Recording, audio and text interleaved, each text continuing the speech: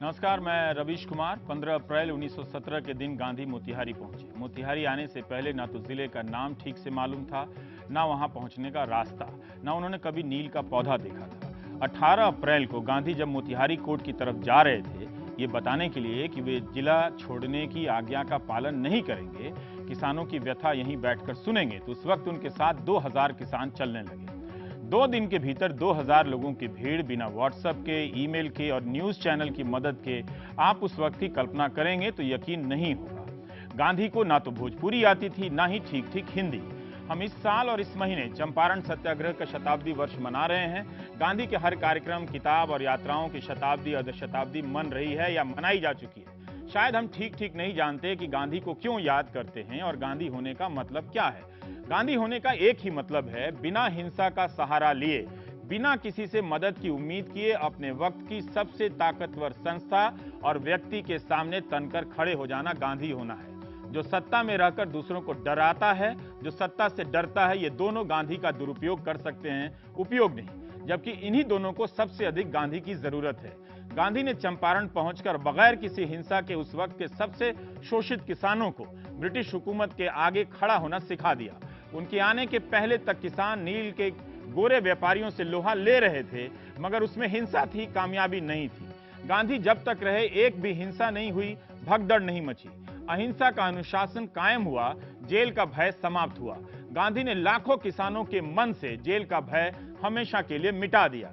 चंपारण के 100 साल की कमाई यही है कि आज का किसान फिर से डरा हुआ है, भयभीत है और बैंक के लोन के आगे कमजोर है। किसान की आत्महत्या की खबरें अब ना तो किसी संपादक को विचलित करती हैं, ना अब कोई पीर मोहम्मद मुनिस है जो नौकरी खतरे में डालकर कानपुर से निकलने वाले प्रताप अखबार को चंपारण में किसानों के शोषण की कहानी भेजे, ना ही कोई गणेश शंकर विद्यार्थी है जो चंपारण की कहानी छापकर वहां के किसानों के लिए पर्चा बंटवा दे कि आप अपनी कहानी दीजिए, दस्तावेज दीजिए। आज की पत्रकारिता चंपारण सत्याग्रह पर कैसे बात करेगी? क्या वो कर सकती है?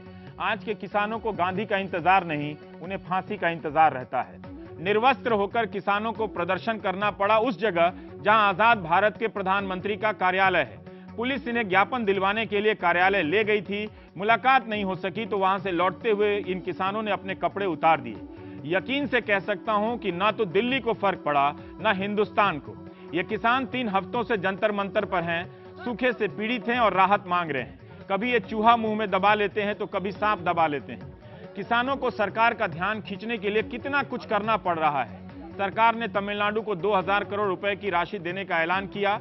इन किसानों का कहना है कि ये राशि बाल्टी में एक बूंद है। तमिलनाडु सरकार केंद्र से 39,000 करोड़ रुपए मांग रही है। 1917 में गांधी जब चंपारण पहुंचे तो वहां के किसान भी वस्त्रहीन थे।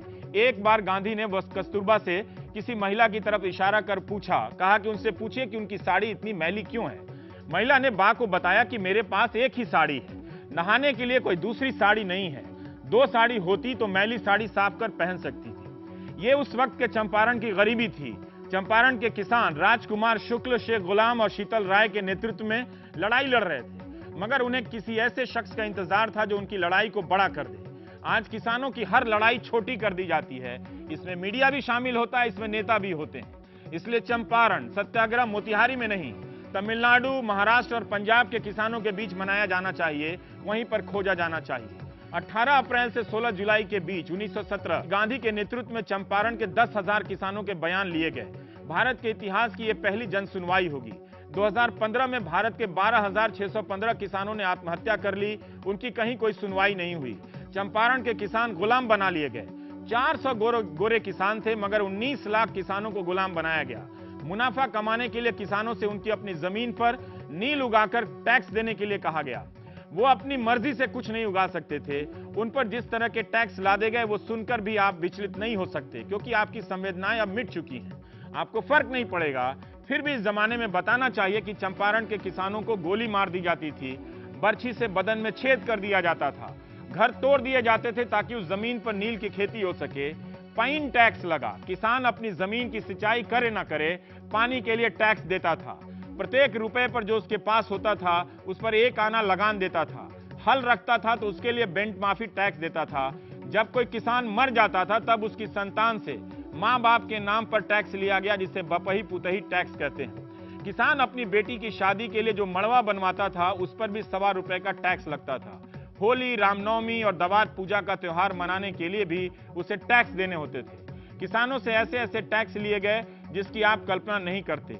आज भी आप ऐसे ऐसे टैक्स देते चलते हैं, आपको पता नहीं चलता है। गुलामी थी चंपारण में, वहां के किसानों को दास बनाया गया। शोषण का इतना भयंकर असर हुआ कि आज भी कई घरों में वहां लोग जश्न नहीं मनाते। खुशियां आती हैं तो संभल संभल कर जश्न मनाते हैं, पता नहीं कब चली जाए।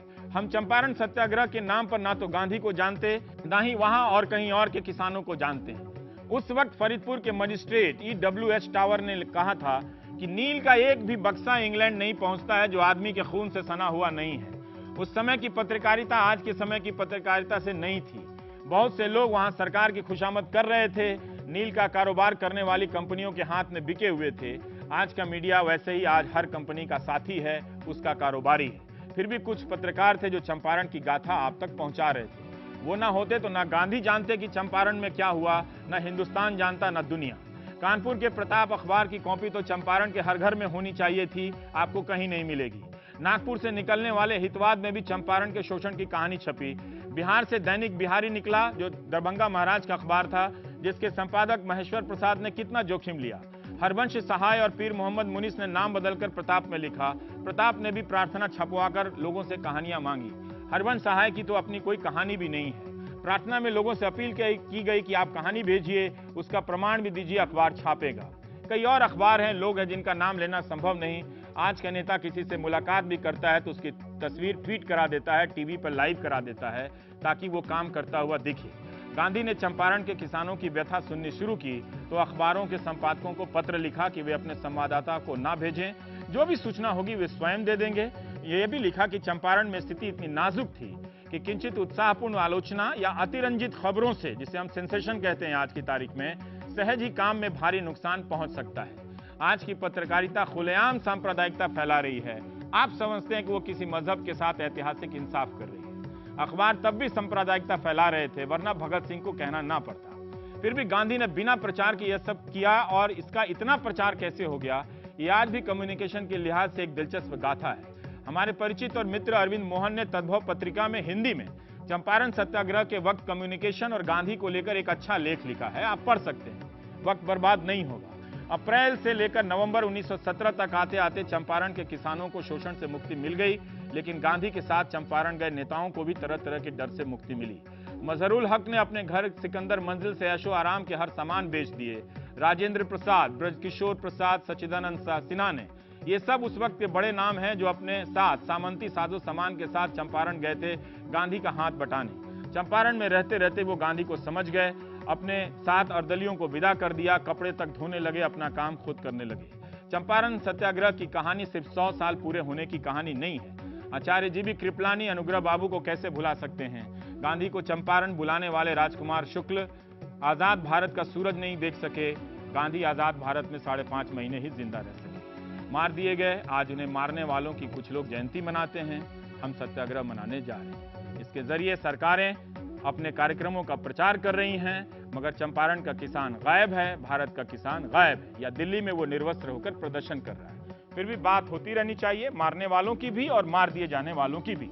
चंपारण सत्याग्रह का 100 साल हमारी संभावनाओं का 100 साल है, या उन्हीं आशंकाओं की वापसी का साल है।